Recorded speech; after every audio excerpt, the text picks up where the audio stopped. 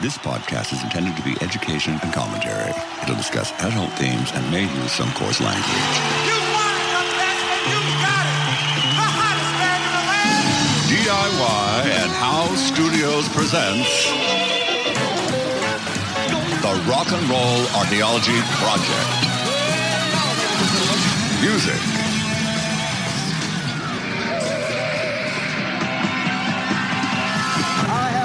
Culture.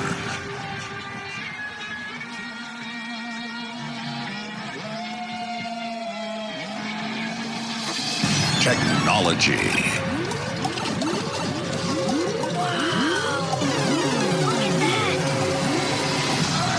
And rock and roll.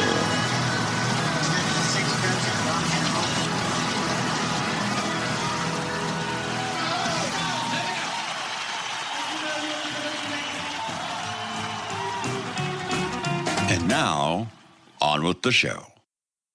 It'd be about 1963, listening to the radio, and then probably I think my earliest was From Me to You. That was the first memory I had of the songs. In '68, I joined the fan club, quite late, of course, and then 2 years later, of course, it folded. I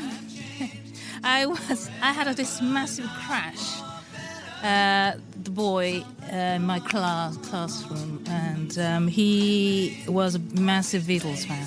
And apparently in the class we had this girl, just the one girl fan of 7, and her parents had taken her to see the Beatles. Up until it folded, which I think was around 2003. My best friend was a Big John, and I was Paul. Well, I used to buy Beatles monthly. Probably buying She Loves You, or my family buying She Loves You. I love Paul. I adore Paul. Yeah. John is great, but yeah, Paul. Yeah. My life went from black and white to colour. Everything just fell into place. And I've always said, if you have to explain the appeal of the Beatles to somebody, you're talking to the wrong people. Because I just got it. Oh, I know I'll never lose affection for people and things that went before. I know I'll often stop and think about them. In my life, I love you more. Cheers, everybody. Welcome to episode 8 of the Rock and Roll Archaeology Podcast. I'm Christian Swain, behind the mic in San Francisco. That opening montage was from my trip to London last summer. I had a wonderful time hanging out with members of the British Beatles fan club and riding the Swingin' 60s Experience tour bus in Twickenham. Great folks, so much positive energy that day. So this is part 2 of our extended look at the early origins of the Beatles. Today shows a follow-on of episode 7, so if you haven't done so already, we highly suggest you go back and take in that show first. Today's podcast will bring us back around full circle to where we started last episode, New York City, February 7th, 1964, when the Beatles arrive in America. The first wave of the British invasion. Ladies and gentlemen, we will be on this topic for a while. Our British friends did us such a favor in the mid-60s when they took American rock and roll, reinvented it, and reintroduced it back to us. Things haven't been the same since. Right here, we end an era and usher in the new. It's time to crack open a whole new volume in the history of rock and roll. So come on back, don't miss any of it. And tell us what you think about any of our shows. Send your bouquets and your bricks and your occasional unhinged rants.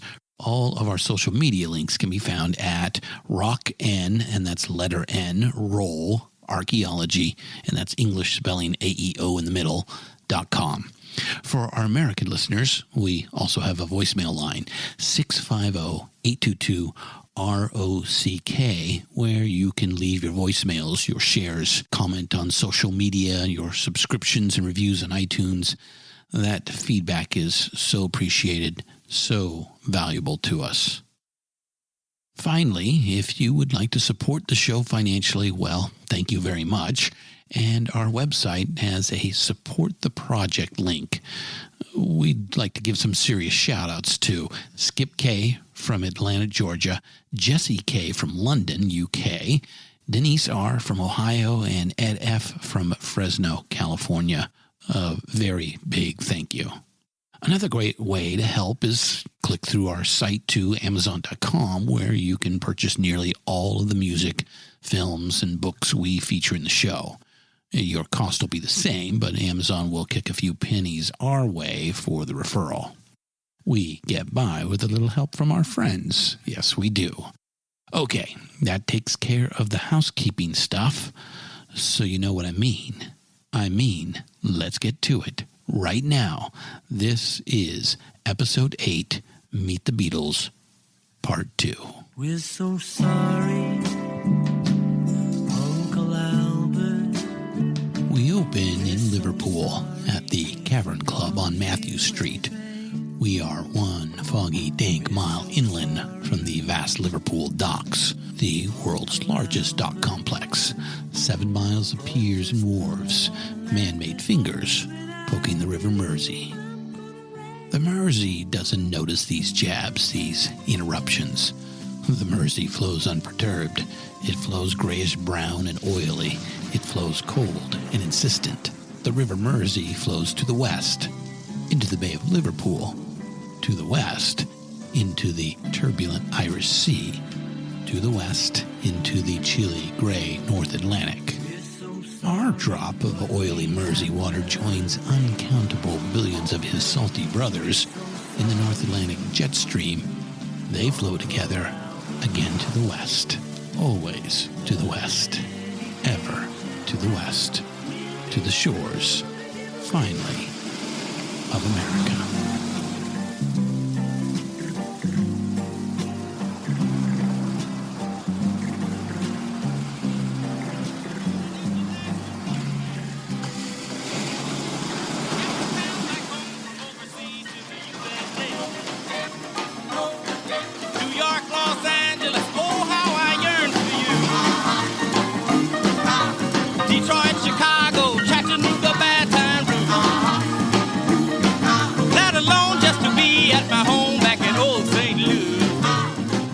December 27th, 1961, a cold, damp Wednesday night in Liverpool. The Cavern Club in Liverpool could almost be another character in this story. One could call the place a hole in the wall, but that's being really unfair to holes in the wall. Hole in the ground, maybe. That's fair. The British television actress Sue Johnston, if you're like me and a fan of the Downton Abbey series on PBS, you might know her as Miss Danka, the Dowager's maid. Anyway, Sue was a Liverpool teen in those days, a honest-to-goodness cabin dweller. She wrote this vivid description in her 2011 memoir, Things I Couldn't Tell My Mother. The cavern was damp and stinking, but it was such an exciting place to be, and the smell was part of it. Once down there, it was very dark. There were brick arches that straddled the 2 cellars that made up the club. It used to drip moisture from the ceiling, and it was hard not to think that it was other people's sweat plopping on your head as you danced. It wasn't unusual to go to the toilet and find yourself face to face with a rat. So, 2 days after Christmas, 1961, it is bitterly cold out, the coldest December night in years. The recorded low in Liverpool that night was minus 9 degrees Celsius. To us Yanks, that's 16 degrees Fahrenheit.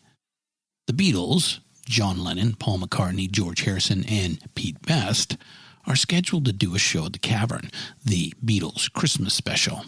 Pete Best called in sick. It's not clear whether Pete's substitute was already there at the club or if they had to ring him up and have him come down. What we do know is John, Paul, and George brought Richard Starkey into drum that evening, Richie's first paid gig with the Beatles. Richard Starkey, Ringo Starr to the world, but always Richie to his friends, family, and bandmates, was at loose ends. For 2+ years now, he'd anchored the rhythm section for Rory Storm and the Hurricanes, a flashy and popular but musically very limited outfit that often crossed paths with the Beatles on the club circuits of Liverpool and Hamburg. Drumming with the Hurricanes, he'd done all right with it. He'd come a long way, really. Richie grew up in grinding poverty in the Dingle, a peninsula point of land, another poke in the River Mersey, a blighted, rough neighborhood, the worst part of Liverpool. By the age of 21, he drummed his way out of poverty. A good thing, too, because every foray into the workforce had failed, and usually in a spectacular manner. Drumming for the Hurricanes paid the bills. He had his own car and some proper clothes. He was a popular guy on the circuit, well-liked, respected by the other musicians, and the girls just loved Richie. He dressed sharp, he was a great dancer, and he had those adorable, lost little puppy looks.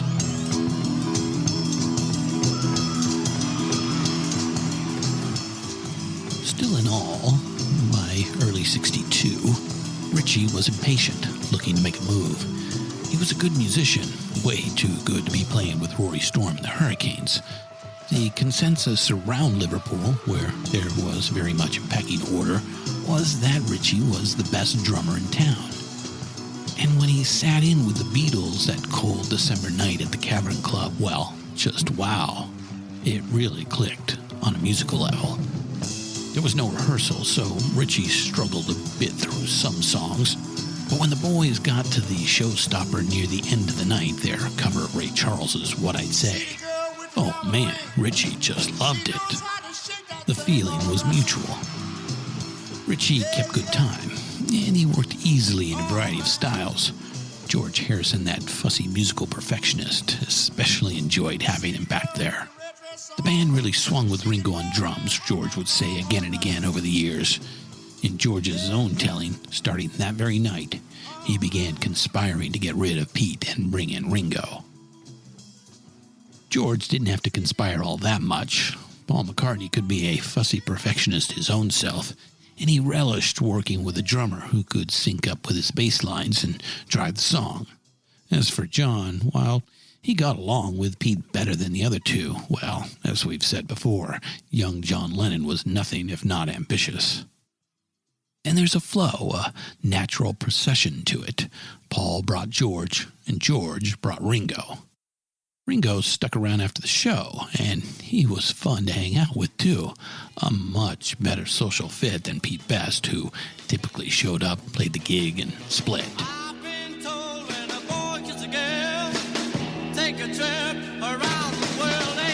3 months later, Monday, March 26, 1962, Ringo again subbed for Pete at the Cavern for a lunchtime show, and for an evening show at the Kingsway Club in nearby Southport.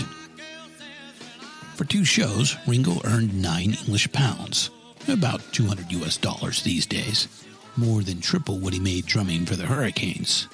A bloke could get ahead on that kind of money, maybe even save up and open his own hairdressing shop, Ringo's ambition at the time. He also learned that day that George and Paul were already earning more than their respective fathers. You see, the Beatles had a manager now, a natty-dressed, posh-sounding bloke, a real businessman type who booked them on lots of gigs for good pay. Brian Epstein picked Ringo up in the Dingle and drove him downtown to the gig that day. 2 days later, on Wednesday the 28th, Ringo sat in again for a lunchtime gig at the Cavern. 2 45-minute sets yielded him £3, a tidy sum for an afternoon's work. The following Friday, Ringo stopped by Brian's office at North End Music Services, NEMS, and picked up his pay envelope, with a neatly typed invoice tucked inside.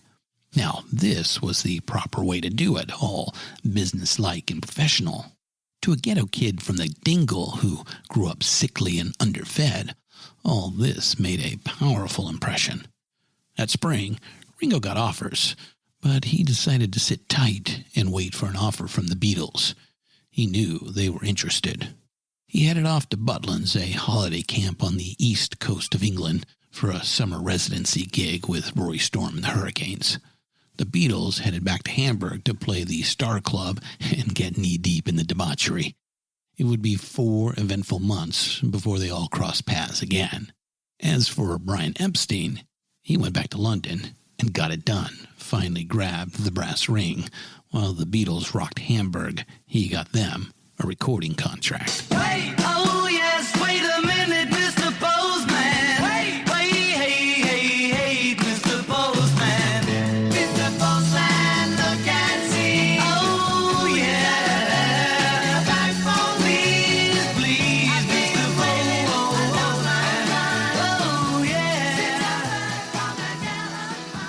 get to that, but first, let's get to know Brian Epstein a little. Brian shows up for the first time on November 9th, 1961, at where else? The Cavern Club in Liverpool. The Beatles knew they were being watched. Brian stood at a fucking mile, not just in the Cavern, but everywhere. He exhibited class. The finest suits and Italian shoes, jewelry, gold cigarette case and lighter, the smart overcoat, and that crisp Royal Academy voice. That's another quote from Mark Lewison's 2013 book, Tune In, The Beatles, All These Years. We want to once again acknowledge our primary sources. Lewison and Bob Spitz, author of the 2004 book, The Beatles, The Biography. These guys are the real rock and roll archaeologists. We highly recommend their work. Spitz portrays Brian Epstein just right, in our view.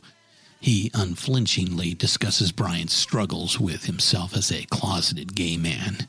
It's clear to us that Brian Epstein had a streak of self-loathing a mile wide, but his overall tone is one of empathy for Brian Epstein's dilemma and admiration for his work breaking out the Beatles. We feel exactly the same way. Brian was fiercely devoted to his young charges. Whatever personal demons he may have struggled with, he was forthright in his business dealings, almost to a fault. And he worked hard, worked passionately. Commendable and highly unusual traits for a talent manager. As for Brian's life in the closet, well, he had no choice. Homosexuality was a criminal offense in the UK in those days, and Brian Epstein was a scion of the genteel upper class.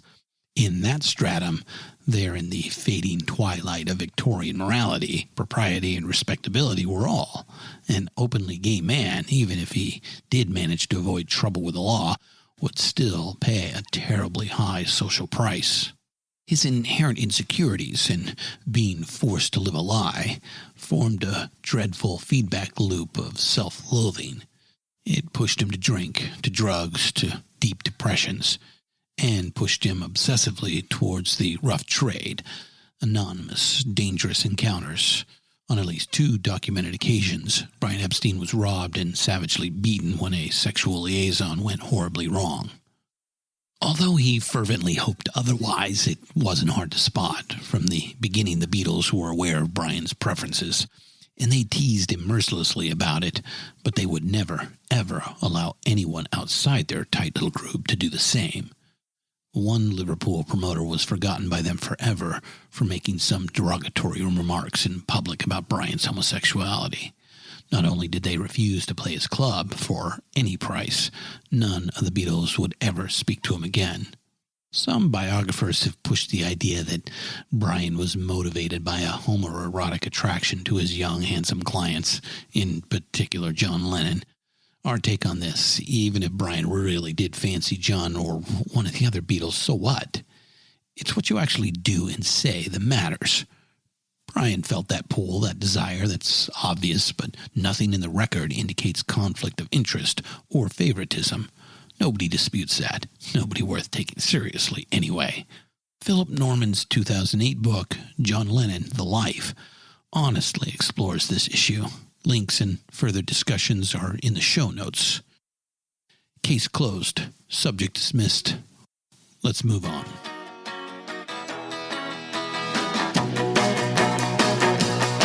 Well, my baby said she's traveling on the one after 909. She said, move over, honey, I'm traveling on that line. She said, move over once, move over twice. Come on, baby, don't be cold as ice. She said she's traveling on the one after 909. Brian won the Beatles over the old-fashioned way, by working hard and earning their trust. The Beatles had already been through several managers. Brian was different, though. He spoke with the clipped, refined tones of an upper-class Englishman, tones polished by the Royal Academy of Dramatic Arts in London. But he was also Liverpool. He grew up there, just one neighborhood over from Woolton, where John lived with his Aunt Mimi. He managed Nem's, the best record shop in town, right around the corner, maybe 100 steps away from the Cavern Club. Liverpool roots and Mayfair manners. Most important of all, to four guys who grew up in a down-at-the-heels working-class town, Brian got them paid better than any other band in town. And he got them organized, focused. Lennon biographer Philip Norman writes, Before a gig, their driver, Neil Aspinall, would receive lengthy typewritten instructions, where, for whom, and for how long they were to play, stressing the need to be punctual and professional. Each Friday, every Beatle received a detailed summary of the past week's earnings and disbursements. John pretended to find all of this bureaucracy ridiculous, but the organised side of him was impressed. It's true that Brian got rolled big time when it came to merchandising the Beatles brand in America. Brian's naivety and ineptitude on that deal cost them dearly, at least $10 million in income. They got only pennies on the dollar for all the Beatles stickers, buttons, posters, t-shirts, hats, souvenir plates, toys, all the Beatles lunch boxes that were sold to American kids. I had one of those lunch boxes, a few toys and such. An incredible fortune was made on that stuff, and the Beatles themselves saw almost none of it. But that came later. In his first 2 years shepherding the Beatles' career, Brian pulled off one coup after another. Look at what he accomplished that first year. Brian started with the Beatles at the end of 1961, right around the same time Ringo sat in with them at the Cavern Club. By the time Ringo sat in with them again in March, Brian had tripled their nightly pay. At least once a week he took the train to London to make his pitch. He pitched every record company in Britain, and he kept at it. And when they went to Hamburg for the third time in April, Brian negotiated better pay, accommodations, and travel for that tour. In their absence, he redoubled his efforts in London and got the Beatles their record deal. By the fall of '62, their first single was climbing the UK charts. In early 1963, at the beginning of Brian's second year, the British press coined a new word, Beatlemania. Now, it's part of the Beatles' legend that Brian went through all kinds of frustration and heartbreak getting them a record deal. Friends, on that, we gotta call bullshit. Another bit of mythology. We give Brian all the credit in the world for his resilience and devotion. He pushed himself and put up with a lot of crap from the Beatles and from the record company functionaries he pitched on their behalf. But on balance, it wasn't all that terrible. It only took a few months. Even before he was under contract as the Beatles' manager and agent, Brian landed a big one. On New Year's Day of 1962, the Beatles cut a demo for Decca Records in London. They were nervous and not very good that day, all of them would later admit. Some of those recordings are in the anthology collection. We find them interesting, but unimpressive. John does okay, but George sings out of tune and plays some embarrassing solos. Paul sounds nervous and tentative throughout. Pete Best just butchers it. You can hear him speeding up and slowing down. He misses cues. It's a mess. Nonetheless, for weeks, the boys were on pins and needles. They figured this was the big break. It wasn't. Decca passed on the Beatles in early February. But only days later, Brian met for the first time with George Martin, the head of Parlophone Records, and that meeting would lead to a deal.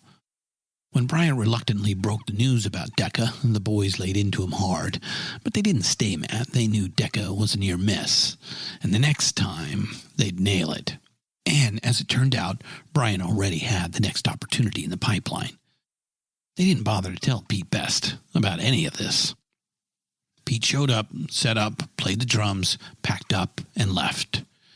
He was kept appraised by Brian about their live schedule, and he picked up his pay envelope on Friday, right up to his final moment as a Beatle. Pete was oblivious, because the other three wanted it that way. One final thought about Brian and the Beatles, and this is the takeaway. Brian polished them and pushed them, but he didn't try to remake them or mold them. He listened to them, what they sang and what they said, and he was willing to help them do it their way. The Beatles wanted to make it to the toppermost of the poppermost, but on their own terms, with their own songs, on their own turf. And most of all, Brian knew a record deal in London was just the next stop. He shared their ultimate ambition. He knew where this was headed. Westward, with the flow of the River Mersey, westward across the water, to America. It won't be long, yeah, yeah, yeah. It won't be long, yeah, yeah, yeah. It won't be long, yeah, till I belong to you. Since you left me, I'm so alone. Now you're coming on home. I'll be good like I know. Pete Best had been on borrowed time for months. The Beatles wanted Ringo. The 3 late March gigs right before Hamburg clinched it. But they were contractually obliged to the Hamburg shows, and they didn't know Ringo's availability, so they couldn't make a move yet. Back in Liverpool 2 months later, they brought up sacking Pete. Brian was reluctant to tinker with success. Pete Best had a fan base. He was movie star handsome, and his moody detachment back there behind the kid was actually kind of cool. He did okay live, especially on the fast songs, but the Beatles had done 4 recording sessions now with Pete, 2 in Hamburg, New Year's Day at Decca, and the June session for George Martin at Abbey Road, and Pete did miserably at all of them. On August 15th, 1962, John Lennon and Paul McCartney rose at dawn and drove 5 hours across England to Butlin's holiday camp to meet up with Ringo and offer him the job. Roy Storm was understandably angry, but after an hour or so of arguing, John and Paul wore him down. Rory surrendered to fate and to history. Ringo Starr was free to leave the Hurricanes and join the Beatles. The next day, Brian called Pete Best down to his office and gave him the tough news. It was not a pleasant meeting, to put it mildly. Like a good English businessman, Brian saw it through and did a proper job, but inside he seethed with resentment. He liked Pete, and he felt the ugly task of firing him had been pushed onto him by the other 3 as some kind of test. In later years, John and Paul sort of apologized, admitted they could have handled it better. George was fine with it all. Ringo was his buddy. He made the band better. What else was there to consider? Really, though, it wasn't the Beatles, and it wasn't Brian. It was George Martin, albeit unwittingly and unintentionally, who finally brought down the curtain on Pete Best.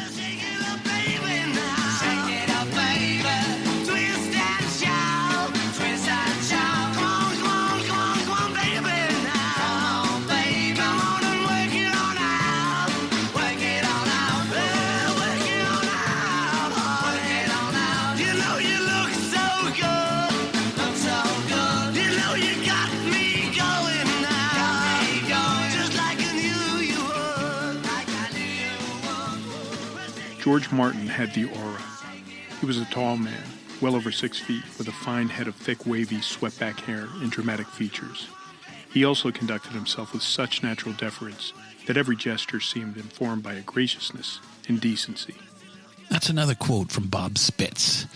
As we put this show into production in March of 2016, we got the sad news that Sir George Martin passed at the age of 90. George Martin lived a long, productive, and eventful life. His accomplishments and legacy will always be with us. Rest in peace, Sir George. George Martin was fond of saying the Beatles would have been a great success whether or not he produced them. That modesty and grace is appealing, and very much in keeping with his character, but we really got to question that statement. It's impossible to truly know, but we find it difficult to imagine how Beatles records would sound without George Martin's guidance and input, without his touch. George was not merely a witness to history. In the studio, he was the 5th Beatle. To make that case, we will profile George Martin through his contributions to 5 Beatles songs, 5 early hits recorded and released in a span of about 16 months, from the fall of 1962 on through to the end of 1963, less than a year and a half. With George Martin as producer, that's how long it took the Beatles to rise from pretty good homegrown rock and roll band to the most important cultural phenomenon of the 20th century. First up, Love Me Do.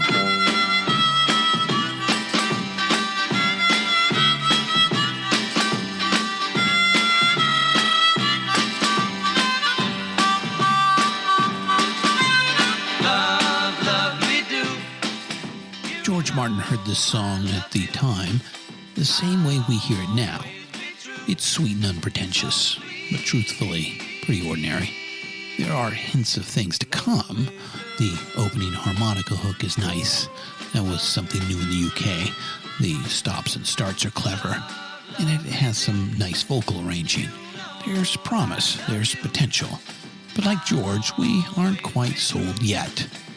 Love Me Do peaked at number 17 on the British sales charts, mostly on the strength of regional sales in and around Liverpool. We find it interesting as a historical artifact. It's the Beatles' first single.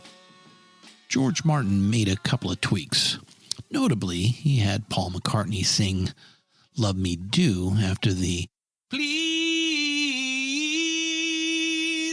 part. John sang that live, but he would sing Love Me and then return his mouth to the harmonica.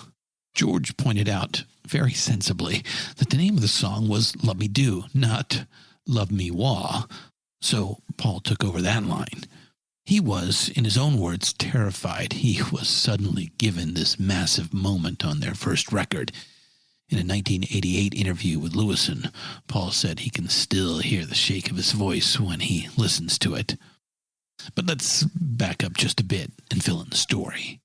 On May 9th, 1962, 6 months to the day after he first saw the Beatles at the Cavern Club, Brian Epstein met with George Martin a second time and secured a recording contract with Parlophone Records, a small subsidiary of ICYMI. George Martin had done very well producing and recording comedy albums, notably for The Goon Show, that absurdist radio program the Beatles so enjoyed growing up. But up to this point, Parlophone had enjoyed zero success with pop and rock groups. It was a gaping hole in the roster, and George was determined to fill it. Brian's pitch the first time, back in February, was fast-talking and frenetic, and it didn't work. George Martin passed on the Beatles, but he did leave the door open. This time, Brian took a relaxed approach, just a couple of English gentlemen talking over some things.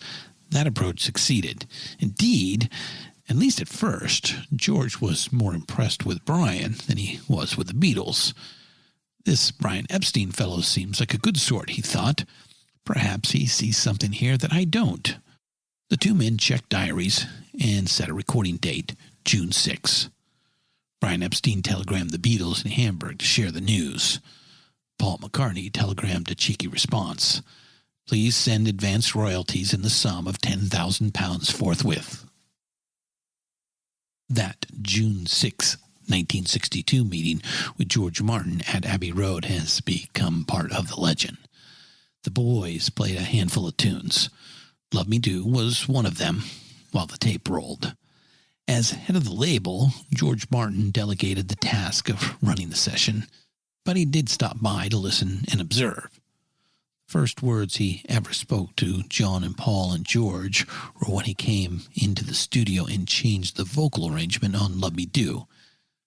Back in the control room, he let Brian Epstein know he would like to meet the boys afterwards. So, here's our favorite part. After the session, the Beatles filed in, and George Martin went on for some time about procedures, about what was expected of Parlophone artists. He then wrapped up, as an executive often does, by asking, okay, any questions? Is there anything you don't like here? A pause, an awkward silence. Then George Harrison piped up, droll and laconic. Well, we don't like your tie very much. Polished, urbane, classically trained George Martin was actually rather proud of that tie. It was one of his favorites. Now, the Beatles knew George Martin's background. about his work producing comedy records for the Goons. Perhaps that's what inspired young George Harrison to mouth off to the man who held their collective futures in his hands. Or maybe he just couldn't help himself. We'll never truly know. George Martin paused, just long enough to let the comic tension build. Then he smiled, and they all shared a laugh. The ice was broken, and legendary musical collaboration was now really underway. George Martin had some musical input, but his big contribution to Love Me Do was simple. He let them do it. He made 3 early decisions that seem obvious now, but were contrary to the conventions of the time. First, he let the Beatles release a Lennon-McCartney original as their first song out the gate. Second, he let them be a group. Cliff Richard and the Shadows, Rory Storm, the Hurricanes, Tony Sheridan and the Beat Brothers. Notice a pattern here? It was the established practice to push one guy out front. For a time, George Martin tried to decide whether it would be John or Paul he anointed as the Beatles' frontman. He was leaning towards Paul, but then he realized it was the group dynamic that made it interesting, made it different. He wisely chose to leave that alone. And third, after that meeting, he pulled Brian Epstein aside. He told Brian he would like the boys back at Abbey Road to re-record Love Me Do, this time for release, and that he intended to hire a studio drummer for that session. Exit Pete.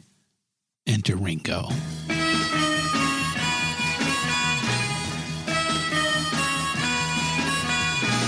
Last night I said these words to my girl. A couple new wrinkles here. First of all, our friend George Harrison, right before the chorus. George contributes a twangy, understated riff that perfectly serves the song. The first of many times he would do this on a Beatles recording. Nice to hear from you, George. And in the middle section, right there, they switched to double time. The boys called this the skip beat. It was a trick they picked up in Hamburg. They originally wanted to do a skip beat in the middle section of Love Me Do, but Pete kept butchering it. On this song, Ringo pulls it off nicely. And finally, this bit of short, perfectly executed vocal weave that leads to a tightly arranged coda. This is some songcraft right here. John wrote Please Please Me in the early summer of 1962. It's kind of a mid-tempo tribute to Roy Orbison. At George Martin's urging, they changed the key and revved it up. They recorded it in November, and Parlophone released it in time for the holidays. It went to number 2 in the UK, or number 1, depending on which chart you go by. It's also the title cut of the Beatles' first album on Parlophone. Now, American fans might say, hey, wait a minute. I thought this first Beatles album was Meet the Beatles on Capitol. Oh, yeah, Capitol, an American subsidiary of EMI, did indeed press and distribute Beatles records here in the U.S., except for the first one.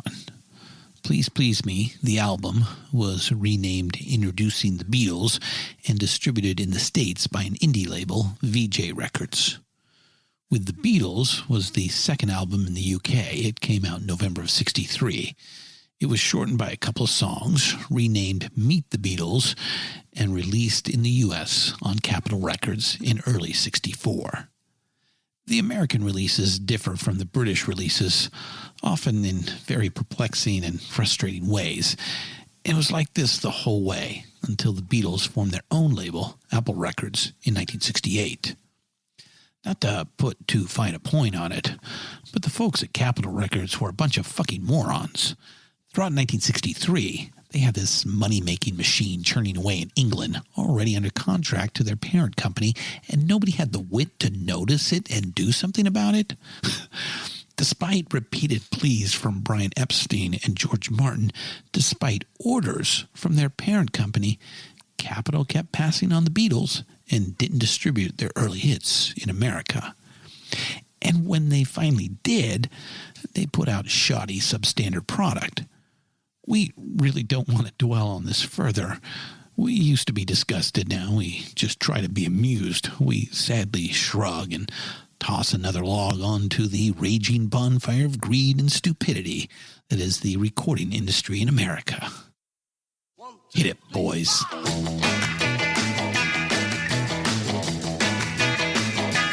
she was just 17, you know what I mean. And the way she looked was way beyond compare. Way beyond compare. This song kicks off side one of Please Please Me, the Beatles' first album. Drop the needle, and Paul calls out. 1, 2, 3, 4. That quick little count has so much promise in it. Something big is about to arrive. Remember back in episode 7 when our friend Adam Scott threw out that awesome phrase, God's honest American rock and roll? Well, this is God's honest American rock and roll, sent back over the water to us from the Cavern Club in Liverpool. My heart went boom. Chuck Berry and Buddy Holly influences are all over this song. But it's better than Chuck, better than Buddy. Right here, this is the amazing thing that great rock musicians do.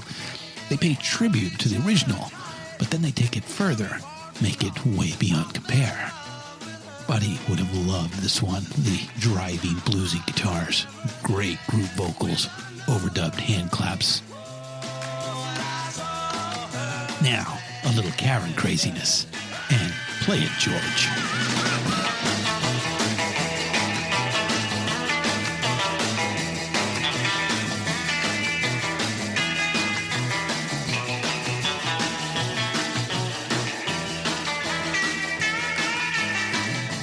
I saw her standing there. It's not real inventive or original, especially when we think about later work from the Beatles. But it is so well executed. A smoking hot club band on a good night in front of a crazy crowd. Nothing wrong with that, my fellow rockers. The Cavern Club feel is no accident. George Martin wanted to record the Beatles live at the Cavern in front of their hometown crowd, but there were technical problems with that approach. So he did the next best thing. He told Brian Epstein to have the boys practice a short, tight set, about a dozen songs. A half-and-half mix of originals and covers to record live in the studio. 10 of the 14 songs on that first Beatles album, including this cut, were recorded in one day in a marathon session at Abbey Road on February 11th, 1963. A week later, Martin overdubbed some keyboards on 2 songs and mixed it down. The album was rush-released in March to take advantage of the chart success of the title cut, Please Please Me. It shot straight to number 1 on the album charts, and Beatlemania broke out up and down the British Isles. Next up, the song that put the Beatles on the map. Literally, this was number 1 in the UK and in Sweden, Germany, France, Australia, and Canada. You think you've lost your love? First of all, Ringo Starr shines on this one. This is the first song with his new Ludwig drum kit. You can hear the difference. The very first notes are his loping drum roll on the downbeat. Then he plays a neat triplet figure on the main hook right after. Tap, tap, tap. Hear it? These 2 tricks are classic Ringo. We'll hear them again. That little loping roll, think of when Ringo comes in behind the guitar on the opening of Day Tripper, that triplet beat, that's his main hook on Ticket to Ride. George Harrison has a new instrument too, a Gretsch Tennessean, the guitar favored by his heroes Chet Atkins and Carl Perkins. It's got more shimmer than the Duo Diamond. Here. She loves you, and you know you should be glad. It's written in the second person. Something of a new wrinkle. John and Paul loved to scour the bins for American R&B records, and the more obscure, the better. The Advice song was a thing with R&B artists in those days, a song written in the second person giving a friend advice on love. She Loves You is a true Lennon-McCartney co-write. composed eyeball to eyeball over several days in the hotel rooms and in the van. George and Ringo put their own parts together during run-throughs in the studio before George Martin rolled the tape. Opening the song with the chorus was George Martin's idea. His other suggestion? Sing it more simply and get rid of that doo-wop suspended harmony on the very last chord of the song. George thought it was show-offy, trying too hard, but the boys overruled him on that one. So we see the Beatles trust George Martin and respect his suggestions, but when they feel strongly about something, they have the confidence to insist on it. This is the stuff of great collaborations. Now, finally, here's the Beatles' first #1 hit in the States, the song that sent them across the water to America.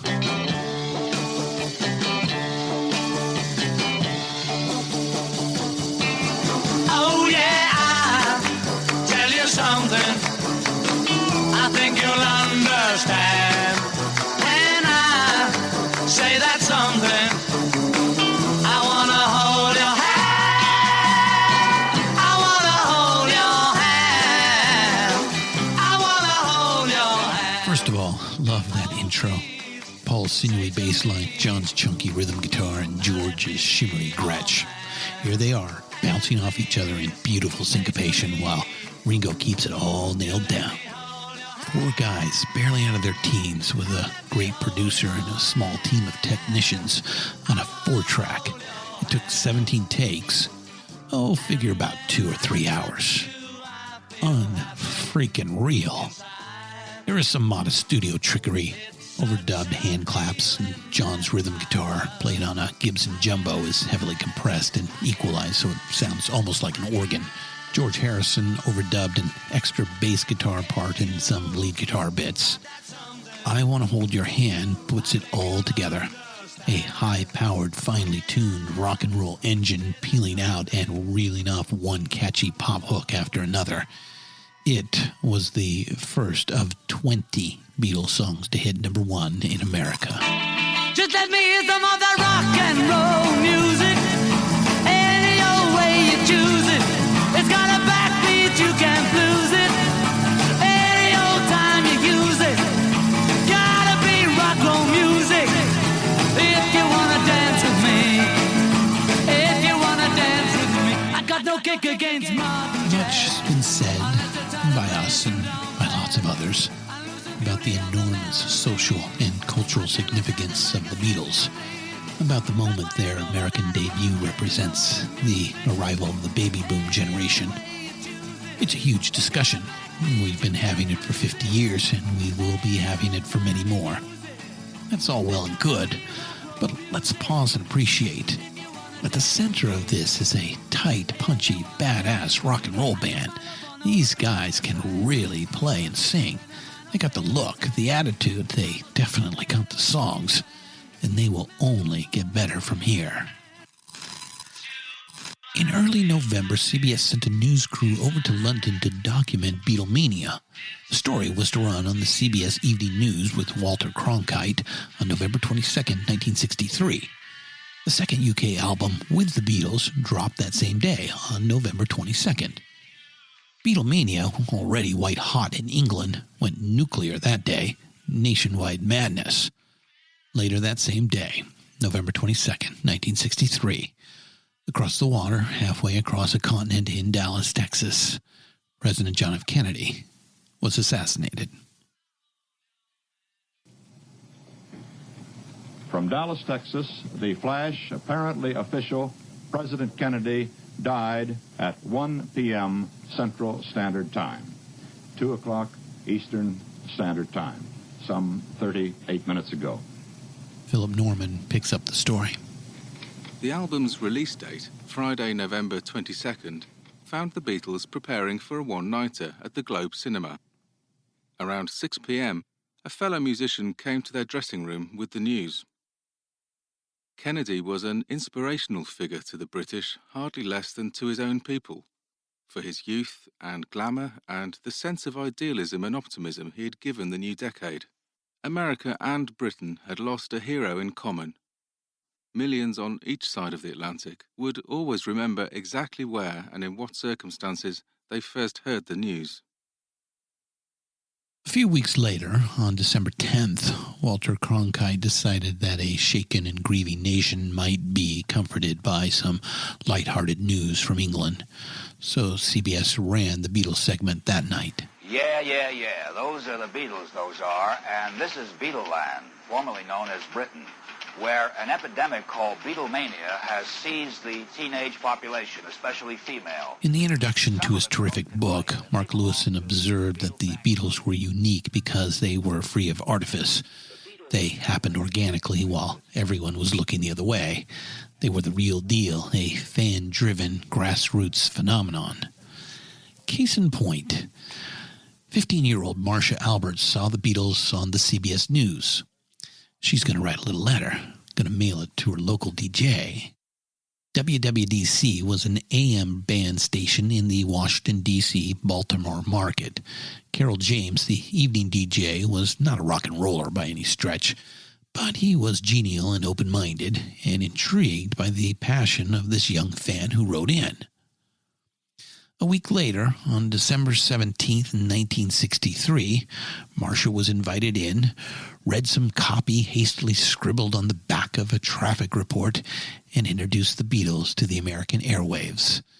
In the middle of the song, Carol James jumped in with the tag, "A WWDC exclusive," to keep competing stations from taping and rebroadcasting it. The station switchboard exploded, and the song exploded. In a matter of days, radio stations across America were playing "I Want to Hold Your Hand."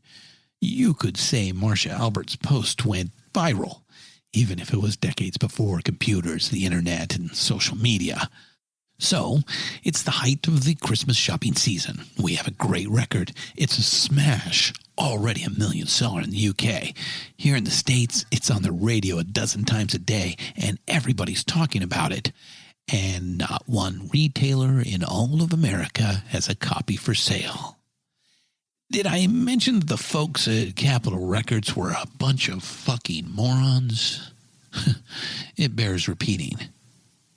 Capitol finally figured it out, and Rush released "I Want to Hold Your Hand" backed with "I Saw Her Standing There." That 45 RPM single hit American record stores on December 27th, 1963, exactly 2 years on from that cold night in Liverpool when Richie Starkey sat in on the drums.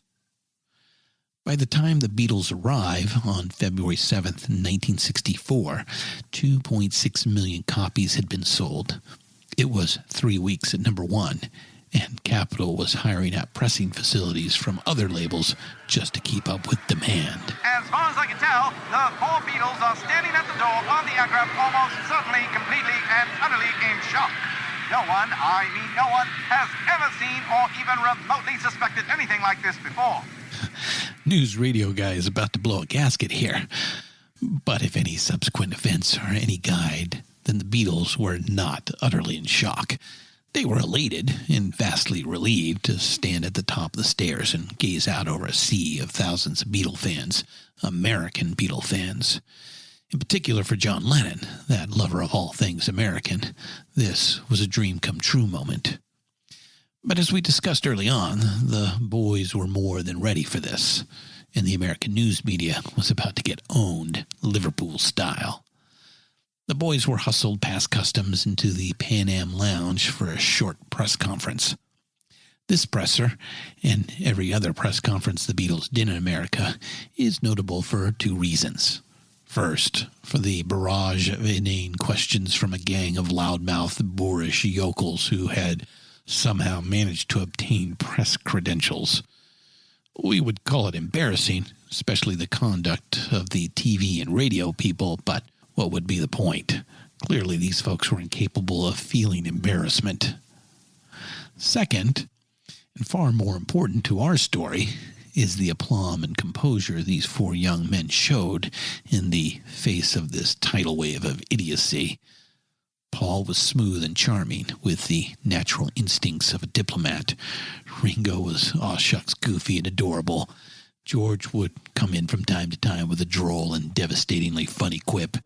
And John, quick-witted and bitingly sarcastic, rang rings around them all. Within a few moments, the Beatles took command of the room, and by the end of the 15-minute session, they had millions of viewers and listeners eating out of their hands. It was beyond brilliant. Would you be quiet, Please sing something. No! Sorry. Next question. We can sing. No, we need money first. How much money do you expect to take out of this country? Nothing. Half a crown, $10. The question here. Go ahead, Mark. Tell Murray to Kay to cut that crap out. Cut that crap out. Hey, Murray. On February 9th, 1964, at about 8:03 p.m. Eastern Standard Time, 73 million Americans watched John, Paul, George, and Ringo arrive on The Ed Sullivan Show. To this point in history, it was the single largest audience for anything ever. Moments can be hard to pin down, but not in this case. Something else arrives right here, right alongside the Beatles. And as big as the Beatles were, and still are, this is even bigger. The baby boom has arrived, the biggest generational cohort in human history. The Beatles are the first and most important cultural avatars for the boomers, and it has been so satisfying and so much fun for us to tell you this story today. But this is only an arrival, just a small beginning. The 60s, those years of hope and days of rage, that tumultuous and troubling, weird and wonderful decade, the 60s have also arrived. It's all in front of us, friends. We've got a ticket to ride. Step onto a long and winding road. Roll up for a magical mystery tour. Ladies and gentlemen, the Beatles.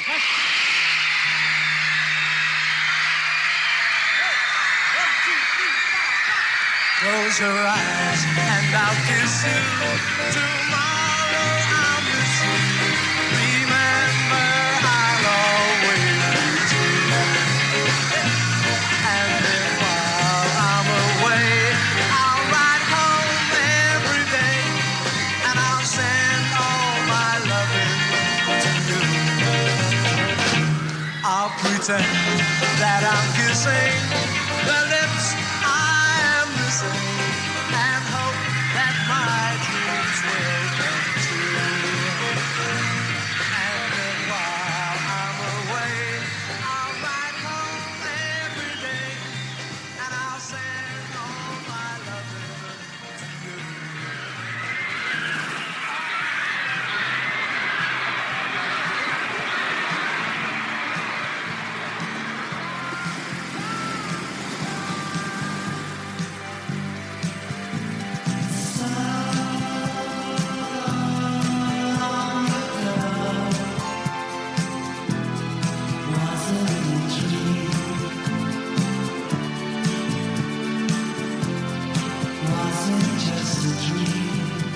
Time and tide, forces and events, departures and arrivals.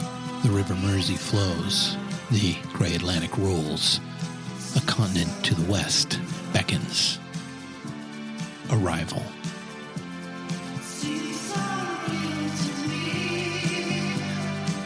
A 45 RPM of American rock and roll arrives in a Liverpool record shop and is nicked by a Ted named John. 5 callow teenage rockers arrive in Hamburg. 4 will depart. A van arrives at a service entrance behind Abbey Road in North London, and 4 cocky young men tumble out. A Boeing 707 arrives in New York.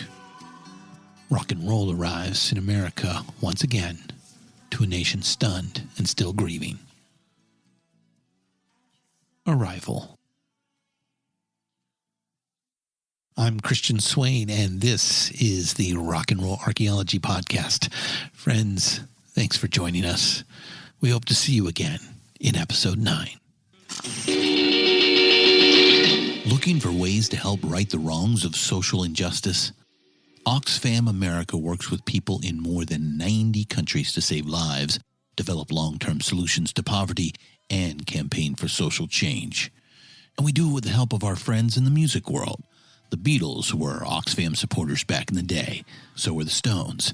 And through the years, musicians and music fans have helped Oxfam push hard to work for a just world without poverty. Folks like Radiohead, Coldplay, Pearl Jam, DJ Shadow, and many, many more have encouraged their fans to join the effort. You can too. Go to oxfamamerica.org to learn how you can help.